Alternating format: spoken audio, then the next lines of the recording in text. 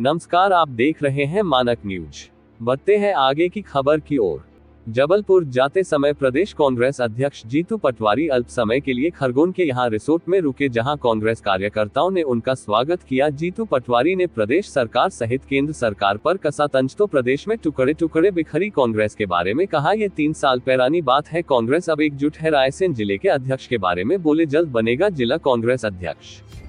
प्रदेश कांग्रेस अध्यक्ष जीतू पटवारी ने कहा, केंद्र सरकार सूट-बूट वाली सरकार है। नरेंद्र मोदी के राज में बेरोजगारी, भ्रष्टाचार चरम पर, महंगाई आसमान छू रही है।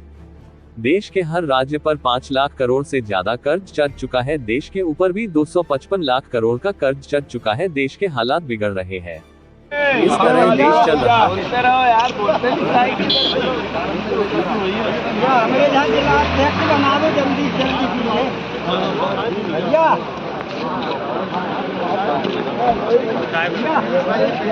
जीतू भैया, जीतू भैया, भैया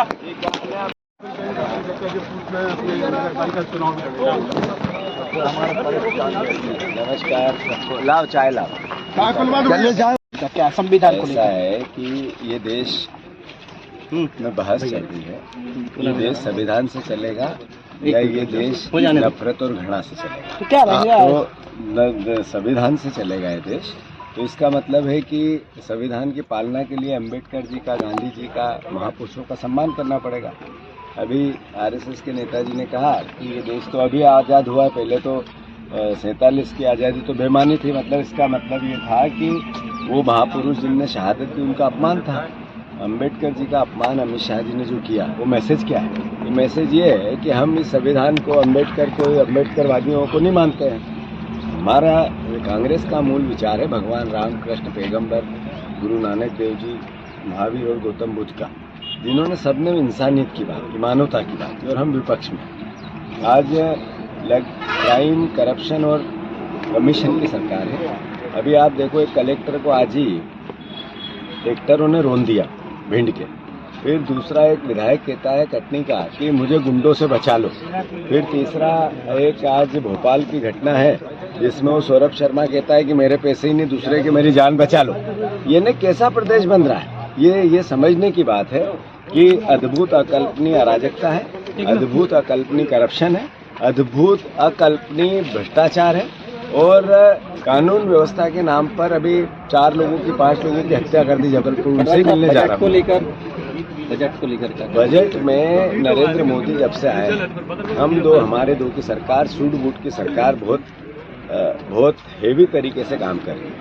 देश 270 लाख करोड़ के कर्जे में आ गया। देश, केंद्र की सरकार, एक भी राज्य ऐसा नहीं है जो 5 लाख करोड़ के कर्जे में नहीं। एक भी राज्य देश का गरीब गरीब होता जा रहा है, अमीर अमीर होता जा रहा है। अमीर होते हुए व्यक्ति भारत की सदस्यता, भारत की नागरिकता छोड़ रहा है, वो विदेशों की नागरिकता ले रहा है।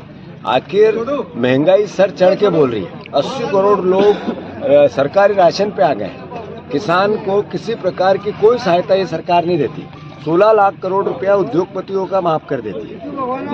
एक तरफ करप्शन है मोदी जी का, जो एक आंख देखती है कि किसी को पकड़ना है, पर बीजेपी के लोगों को छूट देना है। अभी मध्य प्रदेश में मैं बार बार कहता हूं कि एक भी मंत्री बाहर रोड पे नहीं घूम सकता, न वहाँ बैठ सकता वल्लभ भवन में, सही जांच हो जाए। अभी एक अपराधी ये कहता है कि मेरे की जान का खतरा है, ये पैसा सोना मेरा नहीं है, तो किसका है?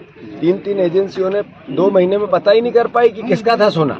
ये ने अकल्पनीय करप्शन। ये नरेंद्र मोदी का नया भारत है, जो विकास दर है निचले स्तर पे है।